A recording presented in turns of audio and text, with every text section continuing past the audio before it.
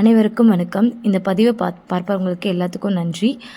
இன்றைக்கி ஒரு முக்கியமான ஒரு நாள், February 26 அதுவும் புதன்கிழமை பார்த்திங்கன்னா மகா சிவராத்திரி. சிவராத்திரியிலேயே ரொம்ப அற்புதமான நாள் மகா சிவராத்திரி. அது சிவனுக்கு ஒரு ஏற்ற ஒரு ராத்திரி. ஸோ அந்த நாளில் நம்ம என்னெல்லாம் பண்ணணும்னு உங்களுக்கு நான் ஒரு சின்ன டிப்ஸ் தான் கொடுக்க போகிறேன். இந்த சிவராத்திரியில் பார்த்திங்கன்னா முக்கியமான நீங்கள் 3 பொருட்களை வீட்டில் வாங்கி வைக்கணும். ஒன்று பால், அதாவது கோயிலுக்கு போகிறதா இருந்தால் நீங்கள் பால் வாங்கி கொடுக்கலாம். மற்றும் விபூதி, குங்குமம் எப்பவுமே நம்ம சேர்த்து தான் வாங்கணும். ஏன்னா விபூதிங்கிறது சிவன், குங்குமங்கிறது பார்வதி சக்தி, ரெண்டுமே ஒட்டுக்காக தான் வாங்கணும். மூணாவது பார்த்திங்கன்னா பச்சரிசி. நீங்கள் கோயிலுக்கும் வாங்கி கொடுக்கலாம். ஒரு 100 கிராமாச்சு வீட்டில் வாங்கி வச்சு வழிபடலாம்.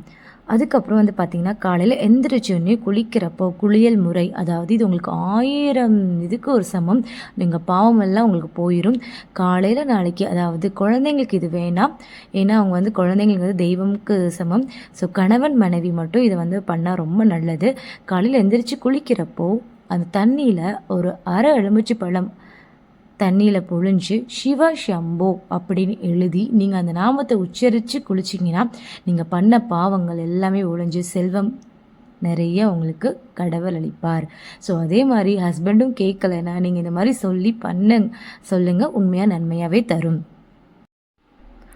அதுக்கப்புறம் பார்த்திங்கன்னா சாயந்தரம், அதாவது ஈவினிங்கில் அந்த பூஜை மொத்தம் 3 இதுவாக வச்சுருப்பாங்க.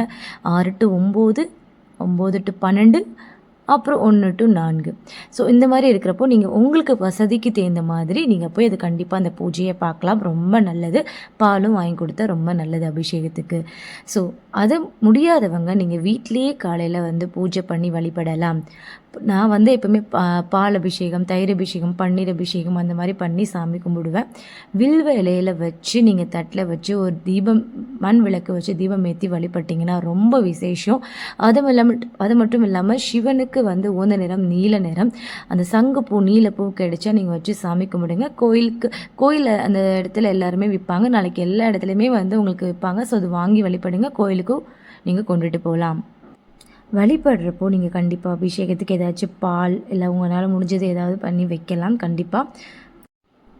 அதுக்கப்புறம் சிவனோட நாமத்தை நீங்கள் சொல்லி வழிபடலாம். சிவசம்போ, ஓம் நம சிவாய், ஓம் நம சிவாய், ஓம் நம சிவாய், சிவாய நமக, சிவாய நமக, சிவாய நமக அப்படின்னு நீங்கள் 1008 முறை சொன்னாலும் உங்களுக்கு பலன் அந்த நாளில் பயங்கரமாக பெருக்கி கொடுக்கும்.